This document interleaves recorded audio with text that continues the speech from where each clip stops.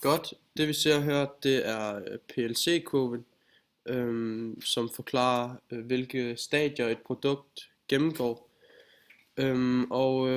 Hvis vi bare starter fra en ende af, hvor vi ser første stadie, som er introduktionen, det er der, hvor produktet det stadig er ukendt, og hvor der skal fokuseres meget på markedsføring for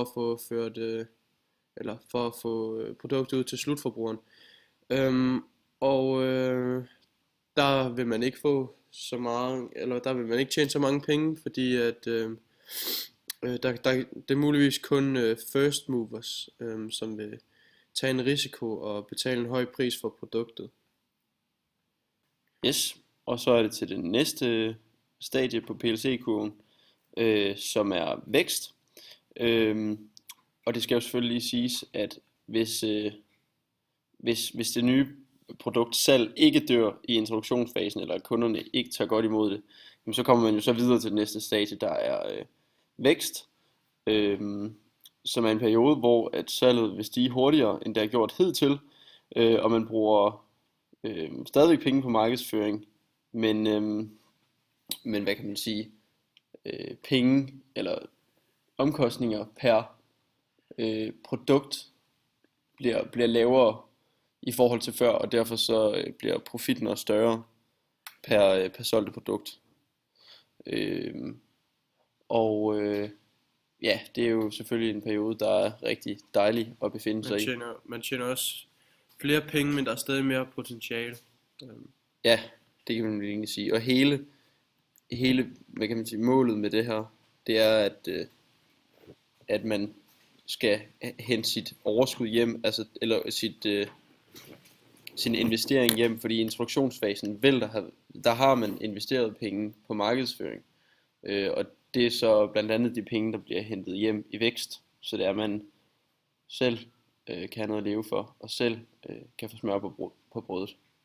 Yes, og så er vi nået til modningsstadiet, hvor produktet er begyndt at aftage, eller salget af produktet er begyndt at aftage, fordi at markedet det er blevet mere mættet, der er kommet mere konkurrence, og du tjener selvfølgelig penge på det, men Ja, hvad kan man sige? Det kan jo være, at der er kommet nogle nye produkter ind på markedet, som har overtaget ens markedsandel. Så hvis man ikke har lavet inkrementel innovation, hvor man forbedrer sit produkt, jamen så kan det være, at der er nogle andre, der har gjort det, og derfor tilbyder de simpelthen et bedre produkt end ens selv, og det er jo det, som kan gøre, at der sker den her modning her. Ja. ja, og derfor den går ned. Og så bevæger vi os over i nedgangsfasen, hvor vi må sige, at der er kommet konkurrence, og det som Ole siger, hvis man ikke har lavet inkrementel innovation, så er der kommet konkurrenter, der substituerer dit produkt, og indtjeningen er derfor ikke lige så stor. Du sælger ikke lige så meget. På den måde så kom vi igennem alle 4 stadier, og faktisk så kan man koble en anden model, som hedder Boston-modellen, Må jeg komme med en tilføjelse, inden du går videre? til nedgang. Sådan set bare til hele PLC-kurven. Ja, selvfølgelig. Det er det her med, at hvis det er, at man laver inkrementel innovation, eller forbedrer sit produkt undervejs, så kan det godt være, at kurven ikke nødvendigvis ser sådan her ud. Det her, det er jo sådan set bare en skitse af, hvordan PLC-kurven går ud, men der er ikke nogen, der siger, at den nødvendigvis lige går sådan her. Og det er sådan set også derfor, at den bliver kritiseret meget, fordi at der er ikke nogen, der bestemmer, om et produkts levetid er 2 år eller 5 år for den sags skyld. Så det her, det er sådan set bare en skitse af, hvordan den kan se ud. Ja, Den kan se ud på mange forskellige måder. ja, den kan jo blive introduceret, så kan den allerede gå mod nedgang igen, så det er ikke til at sige. Det er forskelligt, hvor nogle virksomheder de er gode til at holde den i vækstfasen og holde den på et højt niveau hele tiden, så den måske hele tiden holder sig moden, eller hvad kan man sige, ikke går mod dårlige tider Ja, præcis. i meget lang tid, så det er meget forskelligt. Men hvis vi skal lige prøve at binde den til Boston-modellen, den ses Ja, yes. Og der har vi spørgsmålstegnet, der kobler sig til introduktionen, og stjernen til vækst, og koen til modning, og hunden til nedgang. Og det er egentlig bare for at vise, at også fordi formen den er lidt anderledes på den her måde, og igen den kan se ud på mange forskellige måder afhængig af hvilket produkt og hvilken virksomhed der udbyder produktet. Så ja, det var alt fra, Hvis, det var næsten alt fra Ola og Nikolaj. yes, hvis vi har her, der kunne også godt have været